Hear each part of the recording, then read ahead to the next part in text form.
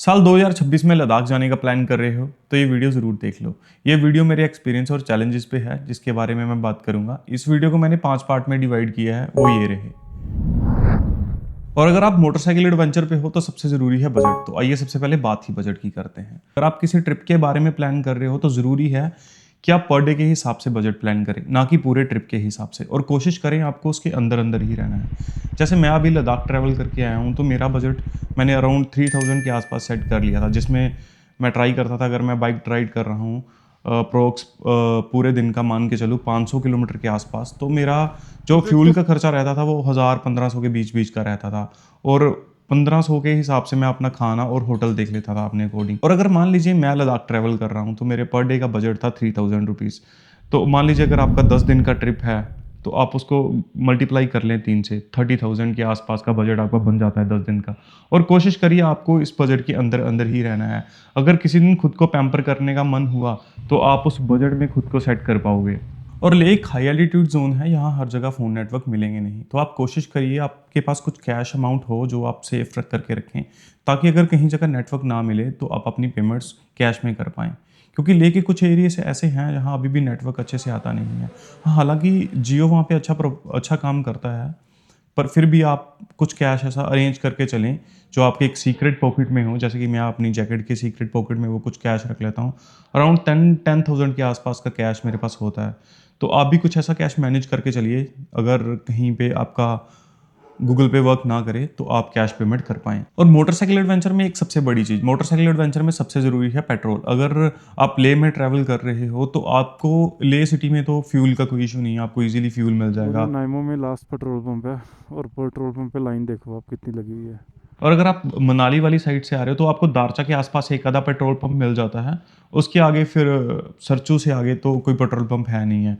तो फिर आपको कोई भी पेट्रोल पंप मिलेगा तो वो लेह एंटर करने के बाद ही मिलेगा। तो कोशिश करें अगर आप उस तरफ से आ रहे हैं तो कुछ पेट्रोल कैरी करके चलें। और अगर आप बाया कश्मीर जा रहे हो जोजिला पास होते हुए तो फिर पेट्रोल का कोई इशू नहीं है, वो एरिया काफ़ी डेवलप है और आपको इजीली पेट्रोल मिल जाते हैं वहाँ पे। और अगर आप ले सिटी से बाहर हानले की तरफ जा रहे हो तो वहाँ पे सिर्फ आपको उस पूरे जोन में एक ही पेट्रोल पंप है नायोमा में, जो उसका उस पेट्रोल पंप का कोई भरोसा है नहीं है, वो कभी आपको मिले या ना मिले। आप उसके भरोसे ना ही चलें तो ज़्यादा अच्छा है। आप ले सिटी से कुछ पेट्रोल कैरी करके चलें, क्योंकि उसके बाद पेट्रोल पंप के बाद अगर आपको कुछ फ्यूल मिलेगा तो वो आपको कम से कम 1.5 गुना ज़्यादा प्राइस पे मिलेगा। तो अराउंड जैसे मेरा पेट्रोल लास्ट राइड पे ख़त्म हो गया था तो उसके बाद मुझे पेट्रोल 150 रुपीज़ के आसपास मिला था। तो अगर आप मोटरसाइकिल एडवेंचर पे हो तो कुछ फ्यूल कैरी करके चलें। और लगेज पैकिंग के साथ साथ आप कुछ ऐसे टूल्स कैरी करें जिनके मल्टीपल यूज़ हों। जैसे मैंने मेरी राइड पे इस कार इन्फ्लेटर का काफ़ी यूज़ किया है। ये उतना मेरे काम नहीं आया जितना लोगों के काम आया। अगर आप एक मोटरसाइकिल एडवेंचर पे हो तो अगर आप अपने एडवेंचर पे किसी स्ट्रेंजर लोगों की हेल्प कर पा रहे हो तो आई थिंक उससे अच्छा कुछ होने वाला है नहीं आपकी राइड पे। तो इसके दो पर्सपेक्टिव हैं। एक तो आपको लोग काफ़ी अच्छे मिल जाते हैं और लोगों के साथ आपका एक अच्छा बॉन्ड बन जाता है, तो आपको काफ़ी अच्छा गाइड करते हैं फिर।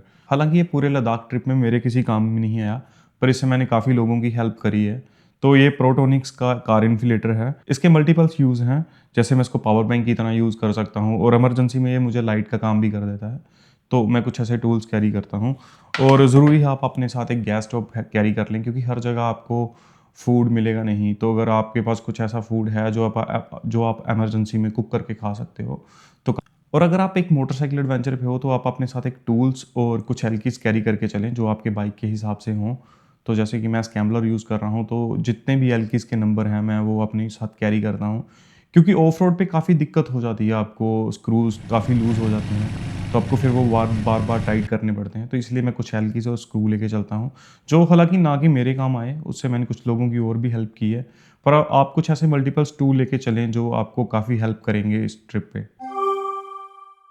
और इस ट्रिप का सबसे मेन पार्ट है रूट प्लानिंग। आप अपनी रूट प्लानिंग किस हिसाब से करते हो। मान लीजिए हम दिल्ली से स्टार्ट करते हैं अपना रूट, तो वहाँ से दो रूट्स डिवाइड होते हैं। एक तो बाया चंडीगढ़ हो गया मनाली, और दूसरा रूट जो बनता है वो बाया पंजाब और पूरा पठानकोट क्रॉस करके कश्मीर एंटर करने का। तो मैं प्रेफर करूँगा अगर आप इससे पहले कभी लद्दाख नहीं गए हो तो आप कश्मीर वाला रोड ले लें। आप बाया श्रीनगर हो गए जोजिला पार करके लद्दाख एंटर करें, क्योंकि वो एरिया इतना हाई एल्टीट्यूड जोन नहीं है। वहाँ पे जो एल्टीट्यूड है वो धीरे धीरे गेन होगा और जिससे आपकी बॉडी अच्छे से क्लाइमेटाइज कर पाएगी उस वेदर के साथ। और अगर आप मनाली वाली साइड से एंटर करते हो तो वो एरिया काफ़ी हाई एल्टीट्यूड एरिया है, वो उसका एलिवेशन बड़ा इजीली गेन कर लेता है वो, तो उस तरफ से फिर आपको कुछ दिक्कत हो सकती है। एएमएस की एक्यूट माउंटेन सिकनेस थोड़ा आपको हिट कर सकता है। तो अगर आप पहली बार लद्दाख जा रहे हो तो आप ट्राई करेंगे आप बाया कश्मीर होके ही लद्दाख जाएं। और अगर मैं रोड कंडीशंस की बात करूँ तो दोनों साइड से रोड काफ़ी अच्छे हैं। लद्दाख के ऑलमोस्ट 90% से ज़्यादा रोड बन चुके हैं, पर फिर भी अगर मैं बोलूँ तो जो कश्मीर वाली साइड, जो जम्मू क्रॉस करके जाने वाले रोड हैं, वो काफ़ी अच्छे रोड्स हैं। तो अगर आप जम्मू कश्मीर करके बाया लद्दाख जा रहे हो तो वो रोड काफ़ी अच्छे रहने वाले हैं। अगर आप मनाली हो के सरचू पांग से भी 2 रास्ते निकल जाते हैं वहाँ से भी ना। एक तो अगर आप झांसकार कवर कर रहे हो तो लास्ट ईयर मैं जब गया था तो झांसकार वाला रास्ता इतना अच्छा था नहीं। जो गोंदवरंजन से अगर आप नीचे जाते हो तो वो बाया पदुम से फिर कारगिल आके मिलता है, तो उसकी रोड कंडीशन कुछ ठीक नहीं थी। अभी सुनने में आया है कि हाल ही में में आया है कि उसके रोड्स काफ़ी अच्छे कर दिए गए हैं, पर फिर भी अगर मेरा एक लॉन्ग स्ट्रेच था जो 400-500 किलोमीटर का स्ट्रेच था तो वो काफ़ी ख़राब स्ट्रेच था, तो मुझे पूरा एक दिन लग गया था वो रोड क्रॉस करने में। तो अगर आप अपना एडवेंचर प्लान कर रहे हो तो आप सबसे पहले मेक श्योर कर लें कि आप जाना किस तरफ से चाहते हैं। तो अगर आपको झांसकार वैली कवर करनी है तो फिर आप शिंकुला टॉप होके गोनवरंजन, गोरवरंजन से आप पदुम, पदुम से कारगिल जा सकते हो। अगर आप डायरेक्ट ले जाना चाहते हो तो फिर आपके पास 2 रूट बचते हैं। चाहे तो आप बाया मनाली होके निकल जाइए, तो जहाँ तो फिर आप कश्मीर करके धीरे आप कश्मीर एक्सप्लोर कर सकते हो और कश्मीर से आगे कारगिल, कारगिल से फिर आप ले एंटर कर सकते हो। अगर मैं दिन की बात करूँ तो अगर बाया पदुम होके जाते हो उसमें भी आपको 2 से 3 दिन लग जाएंगे।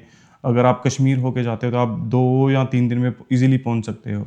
अगर आप बाया मनाली घाटालूप्स होके जा रहे हो तो आपको फिर भी 2 दिन लग जाएंगे।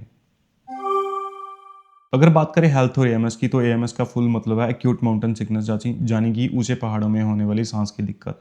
और अगर आप दिल्ली से ट्रैवल करके ले जा रहे हो तो आपको क्लेमेटाइज होने के लिए 1 से 2 दिन चाहिए। आप ले पहुंचिए, ले में रेस्ट करिए, फिर उसके बाद ले से घूमने के लिए बाहर निकलिए, क्योंकि एएमएस जब हिट करता है तो आपका ऑक्सीजन लेवल थोड़ा ड्रॉप हो जाता है, तो उसमें आपको हेडेक होना शुरू हो जाएगा, आपको थोड़ा ब्लरीनेस भी आ सकती है। तो अगर मैं हॉस्पिटल्स की बात करूँ तो लेह में हॉस्पिटल काफ़ी अच्छा है। अगर आपको कुछ भी ऐसे इश्यूज हैं तो आप जाइए। आप कुछ अपने साथ आप एक डॉक्टर के प्रिस्क्रिप्शन पे कुछ मेडिसिन कैरी कर सकते हैं। जैसे मैंने अपने साथ डायमॉक्स कैरी की थी, तो डायमॉक्स वहाँ पे हेल्प करता है और अच्छी खासी हेल्प करता है। तो फिर भी आप प्रिकॉशंस के लिए अपने पास एक ऑक्सीजन सिलेंडर रख लें, छोटा एक अराउंड 300-400 के आसपास अमेजोन पे आपको मिल जाएगा। वो काफ़ी क्रोनिक सिचुएशन में आपकी हेल्प कर सकता है। और मेरा लास्ट पार्ट है सिक्योरिटीज़। तो सिक्योरिटीज़ काफ़ी इंपॉर्टेंट है लद्दाख में, और मैं प्रेफर करूँगा अगर आपके पास आपकी बाइक के सारे डॉक्यूमेंट्स हैं तो आप अपना इंश्योरेंस रीचेक कर लें एक बार। तो आपको किसी ऐसी कंपनी का इंश्योरेंस लेना है जिसका क्लेम सेटलमेंट काफ़ी अच्छा हो, क्योंकि लास्ट ईयर मैं लद्दाख ट्रैवल कर रहा था तो मेरा एक्सीडेंट हुआ था वहाँ पे। तो मैं अपनी बाइक टो करके वापस लेके आया था, तो जो मेरा इंश्योरेंस कंपनी थी उन्होंने काफ़ी इश्यूज़ बनाए। तो हालांकि मेरा इंश्योरेंस हो गया अच्छे से, फिर भी आप मेक श्योर करके चलें कि जो आपकी इंश्योरेंस कंपनी है उनकी एक डिटेल निकाल लें कि उनकी क्लेम सेटलमेंट कितनी है लास्ट ईयर की, तो उसी हिसाब से अपना इंश्योरेंस प्लान करें। और ले एंटर करने के बाद ले पास आपके लिए काफ़ी इंपॉर्टेंट हो जाता है। आप ले से अगर बाहर ट्रैवल कर रहे हो तो आपको किसी भी चेक पोस्ट पे रोक के ले पास के लिए पूछा जा सकता है। तो ले पास बनाना कोई मुश्किल काम है नहीं है। आप ले की वेबसाइट पे जाइए और अराउंड आप सब जगह को मेंशन कर सकते हैं वहाँ पे जहाँ जहाँ आपने ट्रैवल करना है। तो अराउंड अगर आप सोलो ट्रैवलर हो, तो अगर आप अपनी बाइक पे ट्रैवल कर रहे हो तो 500 के बीच में आपका पास रेडी हो जाएगा। आई थिंक वो 5 से 6 दिन के लिए वैलिड रहता है, तो उतने दिन में आप ले ट्रैवल कर सकते हो पूरा। तो ले पास बनाने के लिए सबसे ज़रूरी है आप ले की वेबसाइट पे जाइए और वहाँ से अपना पास जनरेट कर लीजिए ले एंटर करने से पहले। और ले पास बना लेने के बाद आपको फिर ले ट्रैवल करने में कोई ऐसी मुश्किल आने वाली है नहीं है। सिर्फ ले में एक ही चीज़ इंपॉर्टेंट है, ले पास, वो आपके पास होना चाहिए। और मोटरसाइकिल इंश्योरेंस के साथ साथ आपकी खुद की इंश्योरेंस भी काफ़ी इंपॉर्टेंट है, क्योंकि लास्ट ईयर मैं जब लेह में ट्रैवल कर रहा था तो वहाँ काफ़ी सारे एक्सीडेंट देखे मैंने, और कुछ लोगों के पास अपना हेल्थ इंश्योरेंस तक नहीं था। तो इसलिए आप मेक श्योर कर लीजिए एक अच्छे बाइक इंश्योरेंस के साथ साथ आपको एक अच्छे हेल्थ इंश्योरेंस की भी काफ़ी ज़रूरत है, क्योंकि एक्सीडेंट कोई प्रिडिक्ट करके नहीं चलता वहाँ पे, और ये एक ऐसी चीज़ है जो आपको बताने वाली तो है नहीं। तो उससे पहले आप एक अच्छे प्रिकॉशंस लेके चलें।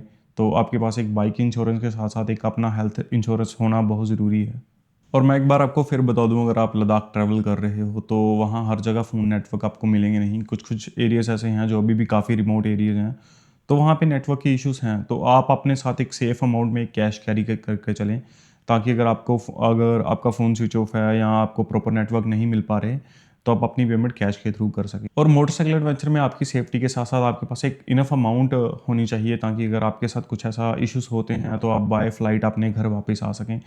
क्योंकि मोटरसाइकिल एडवेंचर में सबसे बड़ी दिक्कत है, अगर आपकी बाइक के साथ कुछ हो जाता है तो फिर आपका वहाँ से निकल पाना काफ़ी मुश्किल होता है। तो जब मैं लद्दाख ट्रैवल कर रहा था, मैं अराउंड 10,000 के आसपास का एक सेफ अमाउंट सीक्रेट पॉकेट में रख लिया था, जिसे मैंने यूज़ नहीं किया, पर उसे मैंने इमरजेंसी के लिए रखा था। अगर मुझे कुछ ऐसी सिचुएशन आ जाती है तो फिर मेरे पास उतने पैसे होने चाहिए, फ़्लाइट टिकट तक के पैसे आपके पास सेफ होने चाहिए एक्स्ट्रा। और अगर ट्रैवल में कुछ आपके साथ ऐसी हैपनिंग हो जाती है तो सबसे मेजर इशू होता है अपनी बाइक ट्रांसपोर्ट करके अपने घर भेजना, क्योंकि उसमें काफ़ी मोटा मोटा खर्चा आ जाता है। अराउंड, जब मेरा एक्सीडेंट हुआ था तो मैंने पता किया था, तो अराउंड 35,000 के आसपास मुझसे लिए मांग रहे थे लोग मेरा बाइक पठानकोट लेके आने के लिए। तो आप कुछ ऐसे लोकल वेंडर्स मिल जाते हैं जो एक स्टेट से दूसरी स्टेट तक कोरियर, जहाँ कुछ सामान हैवी जो सामान होते हैं वो ट्रांसफ़र करते हैं। तो आप मार्केट में उन्हें एक्सप्लोर करिए, आपको कुछ ना कुछ ऐसी कंपनीज या कुछ ना कुछ ऐसे लोकल्स वेंडर मिल जाएंगे जो आपकी हेल्प करेंगे। तो उनका खर्चा जो आपके कोरियर कंपनीज हैं उनसे काफ़ी कम आता है। अराउंड, जब मैंने अपना बाइक भेजा था तो मेरा बाइक अराउंड 8,000 के आसपास मेरे वापस घर आ गया था। तो ये वीडियो आपकी काफ़ी हेल्प कर सकता है अगर आप लद्दाख ट्रैवल कर रहे हो। तो बाकी आप नीचे कमेंट करके बताइए मेरी तरफ से दी गई इन्फॉर्मेशन कैसी लगी है। और अगर आपको लद्दाख के रिलेटेड कोई भी क्वेश्चन है, जहाँ आपके मन में कोई भी डाउट है, तो आप नीचे पिन कमेंट में कर सकते हैं। मैं कोशिश करूँगा आपके कमेंट का जल्दी से जल्दी रिप्लाई करने का। तो वीडियो ख़त्म करते हैं। Thank you so much.